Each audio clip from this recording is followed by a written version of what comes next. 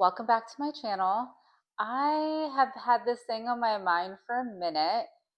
Ever wonder why the comedians or the fake news channel like The Daily Show or Last Week Tonight is better at receiving information than the actual news channels? People like Bill Burr, or Mo Amer, Sammy Obeid, or Nimesh Patel, I'm they're not, and they don't ever act like they're the people to get information from, but they provide information in such an unbiased way, in such a truthful way, rooted in fact, that it makes me wonder what we're doing at all propping up these news channels that act like your toxic friends that uninvited you or went without you to some vacation only to talk about you, and how naive and gullible you are, and what kind of fear and propaganda are they going to send you for the Democratic Party or the Republican Party, or like the overall bipartisan agenda that they're trying to push. Um, or the other thing is social media, right? Social media is like the emotionally abusive, toxic boyfriend that gaslights you, that breadcrumbs you, that love bombs you. It's to get you to feel a certain type of way and isolate you from your friends and family.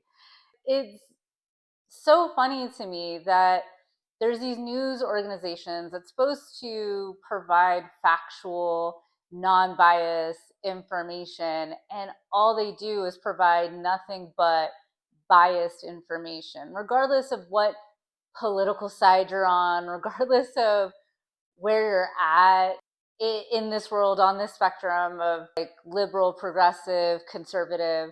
And it feeds you such nonsense depending on what you want to hear. And we've lost that unbiased factual reporting, which I get from The Daily Show or Last Week Tonight with John Oliver. And these are fake news channels. They have they never talk about how unbiased they are. They talk about how biased they are and how they wrap things up in a joke, and they go, but they're serious and they want you to take things seriously, and they are worried. Talk about how worried they are. And they have guests that come on that kind of talk about things, and no one is safe from their criticism, which is a breath of fresh air. You don't get that type of news anymore. And I know that I don't think in my lifetime, because I think that in 1986 it was passed that the news channels didn't have to report factual news. And so I would say almost my entire memory would be dictated by the fact that things are pushed through propaganda. And a lot of communities, mainly the Black community, has been affected by that. I mean, let's be perfectly honest here. The news has framed certain communities as angry, as just criminal, all of that. And that's simply not true, right? At all. And we never really have taken a step back and really praised journalists that report true news and report truth. We tend to downplay those truth tellers, of like those journalists that have told us the truth over the years. We downplay what they've done. And I mean, as a society, especially when they say things that we don't like, or it's packaged in a way that we can't process. And that's why I am so happy to see comedians come out and talk about what's going on and packaging it in a way that you can process. Yeah, things are terrible, but here's the gag. Wow, this is terrible. Here's a joke. It's not really a joke, but isn't it funny that we were scared of this? and it's actually happening. Idiocracy, for instance, is a movie that can essentially be a documentary for years to come. People will look at that movie and see it as a reenactment of how things played out. And it's because we've taken facts out of everything. And it's so frustrating, and it makes me so angry that we don't, like I said, we don't give journalists who do tell the truth or ask the right questions or talk about things that make people uncomfortable, we don't want to deal with them, and we put them down, and we don't raise them up. And yes, like, it is so frustrating because you want the facts. You want to live in a world that's based in facts. You do not want to live in a world that strengthens the bubble that you live in. Why would you want that? Like, you want to stay ignorant? Or was it, I wish I remembered this Mark Twain quote, but it's basically like, by doing that, you're just wanting to stay stupid about things that are happening. And that is unfortunate for you. Really is. Because get to know people, and like the common theme in most or every one of my videos is that you can easily go out there and ask people what their experience is. You probably know someone who is an immigrant to this country and ask them how their experience was. You could easily go and watch Mo, both seasons, to understand the story that it is to be a Palestinian in America and struggling with these two identities. Also, you could watch that same show and look at what it's like to immigrate and what made you immigrate here. And we don't root. In fact, we let fear and propaganda cloud our judgment, cloud what's going on. We fall into the inaccuracies, and then we wonder what happened. How did we get here? Now my rights are being taken away. Oh no, what should I do? And it's like, you speak out, you speak up. The time to have done that was before, but now that you've woken up to what's going on, you can talk about it now. Like me, wanting to talk about my background, I'm Palestinian, and talking about my background and talking about how what's going on is not okay. It's inhumane. Should not be a basis of me being a victim of, like, thrown in anywhere, shipped off to any place. That's not at all what the founding fathers wanted. They wanted you to protest. They wanted you to have the freedom of speech because of things like this. We retreat in fear, and we believe the propaganda, and we lean into it. And it's just so much.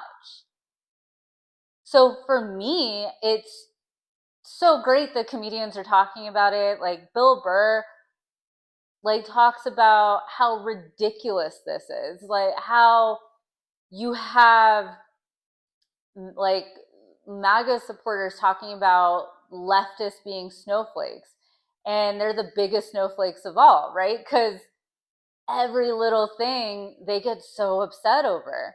But not to say that Democrats are any better. I mean, Chuck Schumer literally wrote a book that makes zero sense, where he goes on The View and spits out lies like the 40 beheaded babies, which has been disputed multiple times and shown to be a propaganda lie that was sent by Israel that was never real.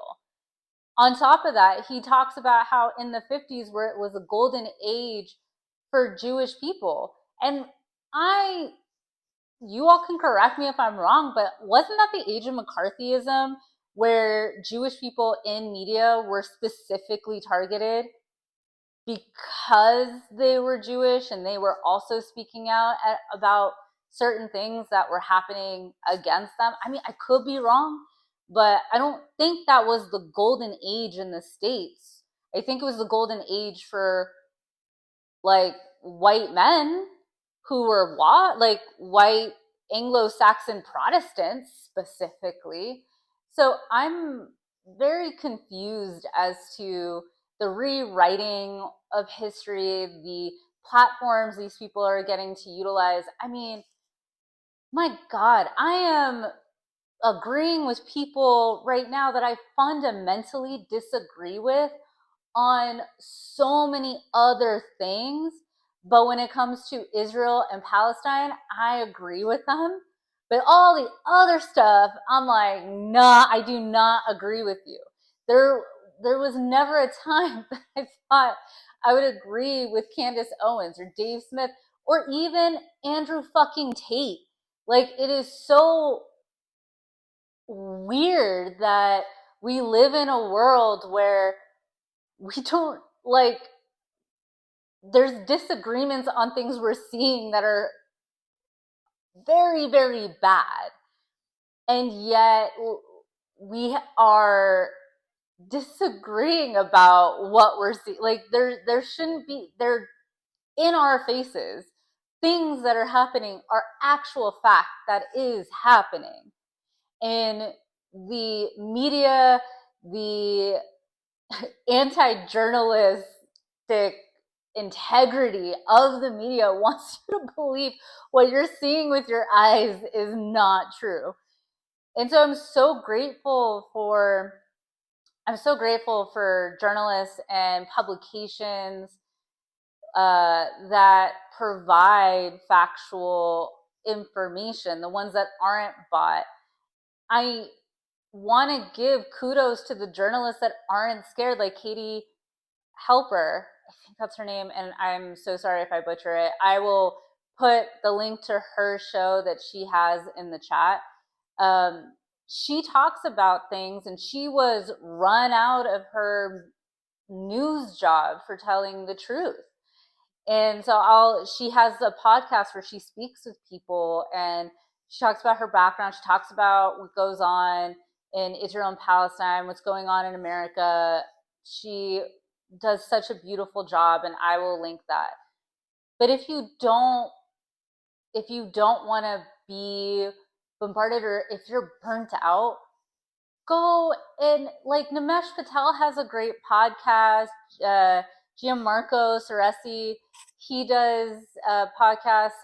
Sammy Obeid will do like, he releases clips from his stand-up shows where he gets heckled a lot, and how he talks through, and I will say, way more respectful than I ever would, which is probably why I will never be a stand-up comedian, because I will yell at you for being so stupid.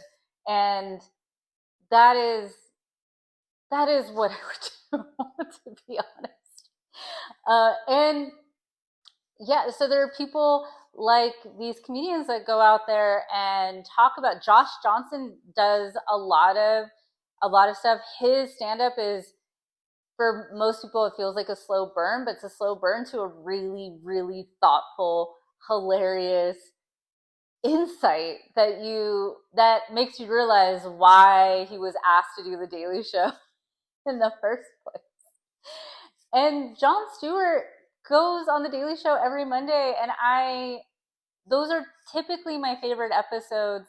And my favorite weeks are with Ronnie Chang, because I think he's hilarious, and I probably butchered his name, and I apologize for that. But like, and Jon Stewart has a podcast that he releases every Thursday, and I appreciate that. And he sits down with people who are affected by what goes on, or they're subject matter experts, and he does it like with a joke and a smile to make it more palatable for those of us that are just burnt out by social media bombarding us with things, and news media being like that toxic friend that talks behind our back and tells us, oh no, that's not what you're actually feeling.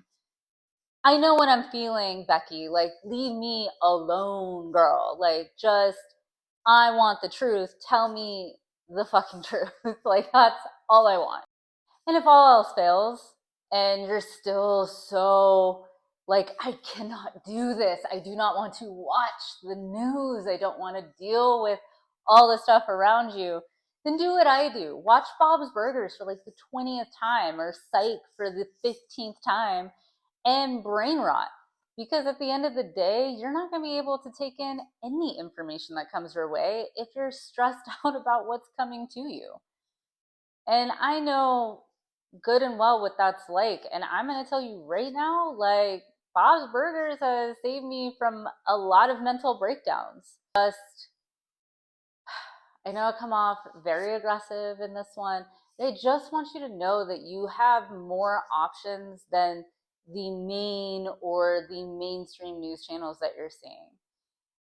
You have more to look at. Comedians are probably the most nonpartisan, doesn't follow political routes that you'll ever see, because to them, shit is just funny.